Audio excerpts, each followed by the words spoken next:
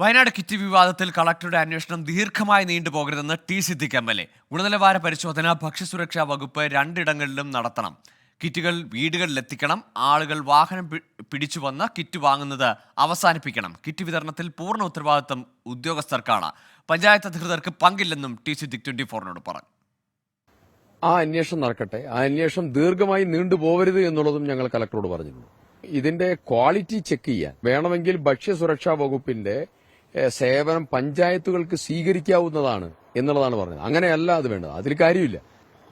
ജില്ലാ ഭരണകൂടം ഈ ഭക്ഷ്യവസ്തുക്കൾ സപ്ലൈ ചെയ്യുമ്പോഴും പഞ്ചായത്തുകളിൽ നിന്ന് സപ്ലൈ ചെയ്യുമ്പോഴും ഭക്ഷ്യസുരക്ഷാ വകുപ്പിന്റെ പരിശോധന നടത്തിയ സാധനങ്ങൾ മാത്രമേ ചെയ്യാൻ പറ്റുള്ളൂ. ഈ പാവങ്ങളായ ആളുകളെ മേപ്പാടിയിലേക്ക് വിളിച്ചു വരുത്തി കിറ്റ് കൊടുക്കുന്ന നടപടി അടിയന്തരമായി സർക്കാർ പുനരാലോചിക്കണം. ഇവരുടെ വീടുകളിൽ എത്തിക്കാനുള്ള സംവിധാനം ഒരുക്കണം സർക്കാർ. ഇതല്ലാതെ ഈ പാവങ്ങളായ ആളുകളെ ഇങ്ങോട്ട് വിളിച്ചു വരുത്തി പഴകിയ സാധനങ്ങൾ ഇവിടുന്ന് കൊടുത്തത് അവിടുന്ന് വിതരണം ചെയ്യലും, വിതരണത്തിന് നേതൃത്വം കൊടുത്തത് പഞ്ചായത്ത് ഉദ്യോഗസ്ഥന്മാർ, ഇവിടുന്ന് സാധനം കൊടുത്തത് റവന്യൂ ഉദ്യോഗസ്ഥന്മാർ മാത്രമേ ഇതിൽ പങ്കാളിയായിട്ടുള്ളൂ. പഞ്ചായത്തിന് എന്ത് കാര്യം?